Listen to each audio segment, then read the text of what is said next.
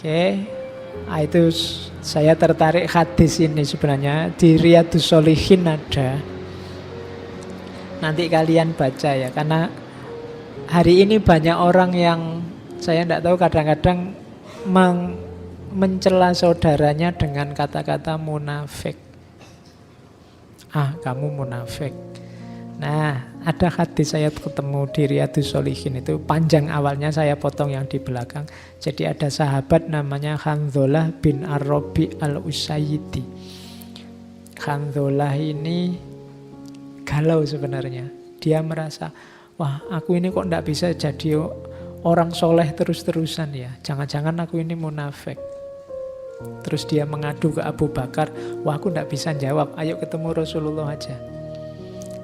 Terus diajak menghadap Rasulullah. Abu Bakar tanya pada Rasulullah, Rasulullah ini loh Handzalah ini dia takut dirinya sendiri, dia takut kalau jadi orang munafik. Terus Rasulullah tanya, lah kok begitu? Handzalah jawab, wahai Rasulullah, kita ini kalau pas bersama Rasulullah, bersama Tuhan, di sisi Tuhan, di sisi Rasulullah, terus panjenengan mengingatkan kita tentang surga, neraka, sangat jelas sampai seolah-olah bisa dilihat mata, bisa dilihat telinga. Saya itu rasanya tobat gitu. Tapi setelah keluar dari sisi Tuhan, setelah keluar dari pengajian, kita masih juga main-main dengan istri, dengan anak, mengurus harta. Sehingga karena itu banyak yang kita lupakan tentang keduanya tadi. Jadi Handzalah ini mengeluh, ya kalau pas ngaji, pengajian itu rasanya saya kayak tobat, kayak ingin tahajud terus, ingin puasa terus, ingin dekat sama Allah terus. Tapi nanti begitu pulang ke rumah, sudah mikir bayar kuliah, mikir aduh besok makan apa, mikir kos-kosan, mikir wah kok saya bisa gini ya, jangan-jangan saya ini munafik, kok mikirnya dunia saja. Padahal tadi waktu pengajian tidak begitu. Nah, itu keluhannya Handzalah. Nah, terus Rasulullah menjawab, demi zat yang jiwaku ada dalam genggaman kekuasaannya, kalau engkau semua tetap sebagaimana hal keadaanmu di sisiku dan juga senantiasa berzikir, niscaya para malaikat menjabat tanganmu semua. Baik ketika engkau ada di hamparanmu atau ketika ada di jalananmu, maksudnya waktu bangun atau waktu tidur, termasuk sedang berjalan-jalan.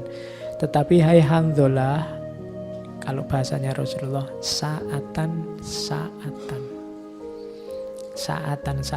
itu masing-masing ada waktunya.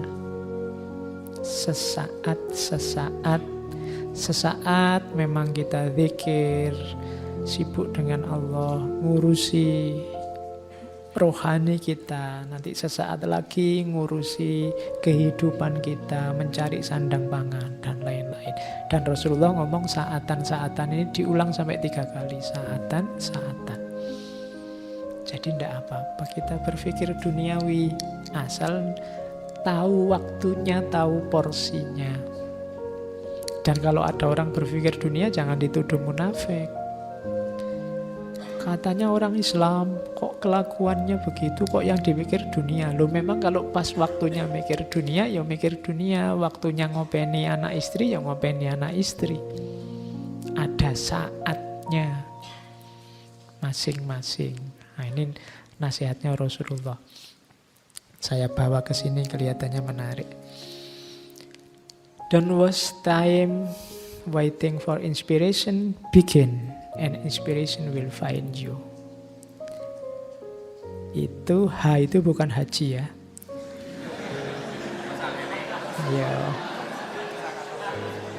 Ya. Harriet Jackson Brown Junior. Ya, jadi jangan buang-buang waktu menunggu inspirasi. Wah, saya nyari inspirasi dulu Pak, saya nunggu mood Pak, sudah ketemu. Mulailah saja pekerjaanmu, inspirasinya akan datang. Harriet Jackson Brown Junior. Ini motivator dari Amerika. Dia punya kalimat bagus juga. Don't say you don't have enough time. Jangan bilang kamu tidak punya waktu atau tidak ada waktu.